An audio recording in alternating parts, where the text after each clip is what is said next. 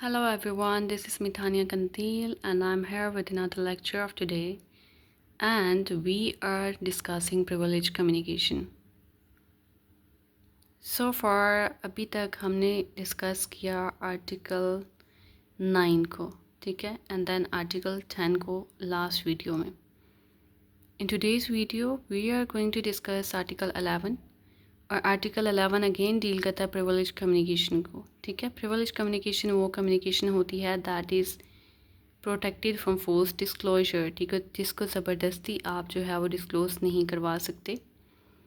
और आज का आर्टिकल कहता है कि privilege not waived by volunteering evidence, कि जो डिस्क्लोजर से बचने का प्रिविलेज मिला हुआ है ना, कि आपने कोई भी कम्युनिकेशन जो है वो लाकर डिस्क्लोज नहीं करनी, वो नहीं बतानी. तो यहाँ पर अगर कोई रज़ाकाराना तौर पर भी जो है वो सबूत देने आ जाए और ऐसी सूरत में भी आपने ये एज्यूम नहीं करना कि अगर पार्टी रज़ाकाराना तौर पर एविडेंस देने आ गई है तो ऊपर वाले आर्टिकल्स के अंदर एडवोकेट्स को और इंटरप्रेटर्स को अगर मना किया गया था कि वो एविडेंस ना दें, तो यहाँ पर वो ये एज्यूम नहीं करेंगे कि अगर पार्टी दे रही है तो हमें भी ऑटोमेटिकली राइट मिल गया कि we can disclose the information, we can disclose the communications, ठीक है. Let's move toward the article. Okay, so हम पढ़ेंगे अब आर्टिकल को वर्ड बाय वर्ड. आर्टिकल ये कहता है privilege not waived by volunteering evidence, यानी रज़ाकाराना तौर पर दिए जाने वाले सबूत ये जाहिर नहीं करते कि जो प्रिविलेज था, जो कि डिस्क्लोजर से रोका गया था, वो वहाँ पर ख़त्म हो गया. नहीं, ऐसा नहीं है, ठीक है.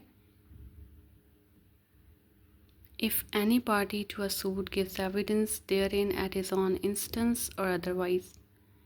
अब एक सूट चल रहा है, ठीक है, और उसके अंदर कोई भी पार्टी है, चाहे वो एक प्लांटिव साइड से है, डिफेंडेंट साइड से, किसी भी साइड से, और वो कोर्ट के सामने आती है और पार्टी ख़ुद जो है वो अपनी मर्ज़ी से या जिस भी वजह से अब अगर कोई एविडेंस देना चाह रही है, he shall not be deemed to have consented thereby to such disclosure as is mentioned in article 9. अब यहाँ ये कहा जा रहा है कि अगर वो ख़ुद तो देने आ गई एविडेंस, तो इसका मतलब ये नहीं है कि यहाँ पर उसने रजामंदी ज़ाहिर कर ली कि मेरा एडवोकेट भी आकर एविडेंस दे. जो चीज़ें मुझे बताने से रोका गया, अगर मैं बता रहा हूँ तो इसका मतलब ये है कि एडवोकेट भी आकर जो डिस्क्लोजर से रोकी गई हैं चीज़ें, जो कम्युनिकेशंस नहीं डिस्क्लोज़ करनी थी, वो भी आगे कोर्ट के सामने रखते. ऐसा बिल्कुल नहीं है. And if any party to a suit or proceeding calls any such advocate as a witness, और फ़र्ज़ करें कि उस पार्टी ने ख़ुद ही अपने वकील को as a witness, as a गवाह वहाँ पर बुला लिया, ठीक है, उसी सूट के अंदर, प्रोसीडिंग के अंदर. He shall be deemed to have consented to such disclosure only if he question such advocate on matters which he would not be at liberty to disclose.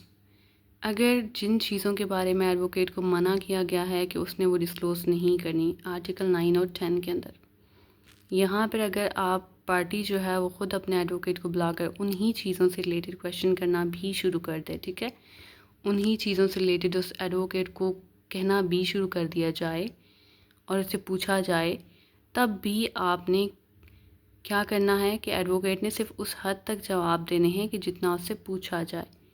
यहाँ पर मेंशन किया गया है he shall be deemed to have been consented to such disclosure only if he questions such advocate on matters which, but for such questions, he would not be at liberty to disclose.